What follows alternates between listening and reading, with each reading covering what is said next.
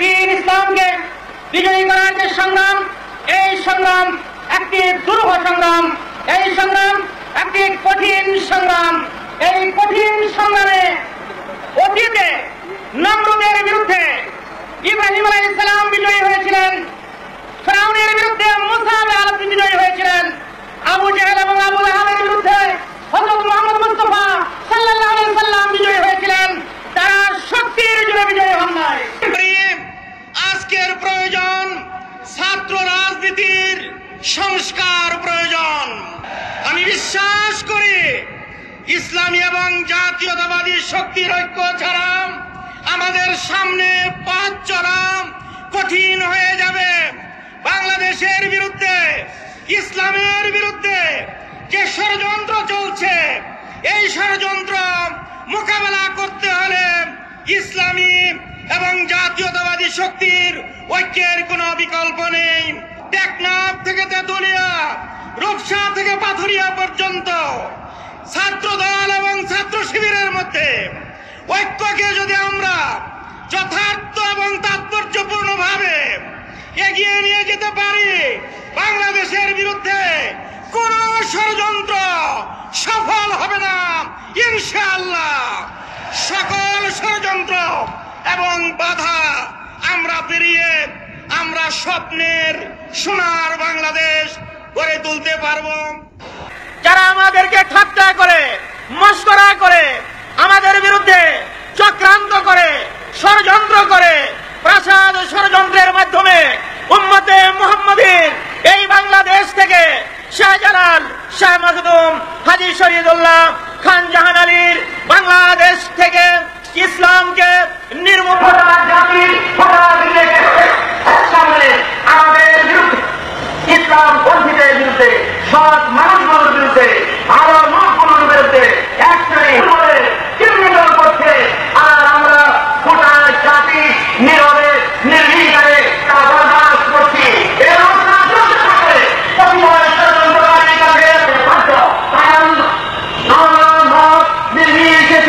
সকলের প্রতি আবেদন জানাতে চাই, স্বৈরাচারের বিরুদ্ধে ঐক্যবদ্ধ হয়ে স্বৈরাচারের পতন ঘটানোর মাধ্যমে বাংলাদেশের জমিনে আল্লাহর আইন।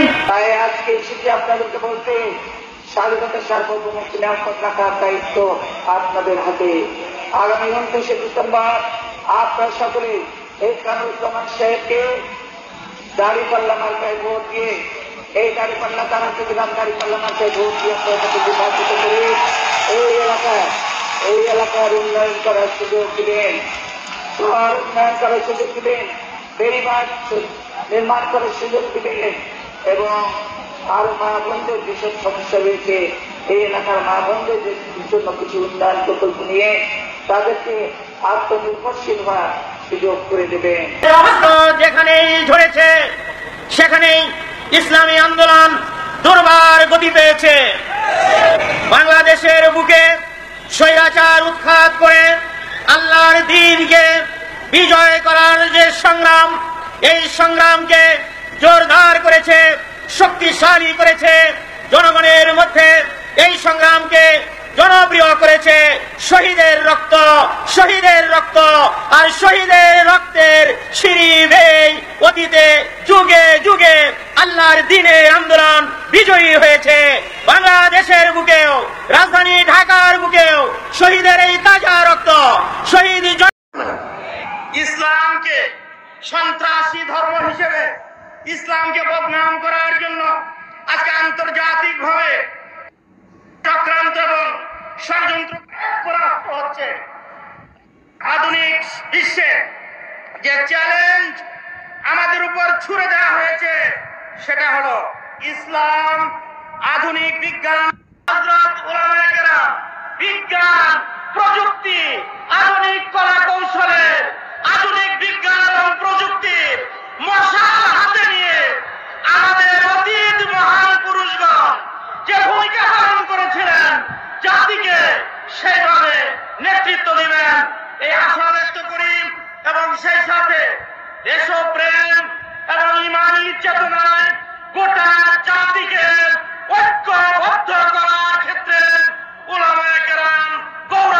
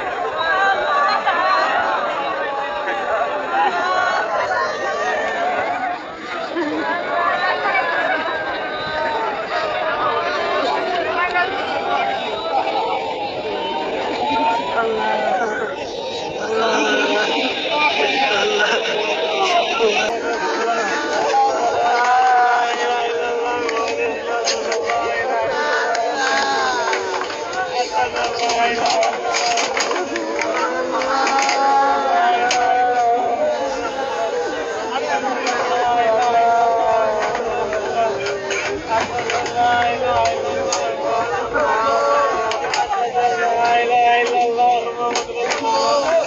أشهد أن لا إله إلا الله محمد رسول الله.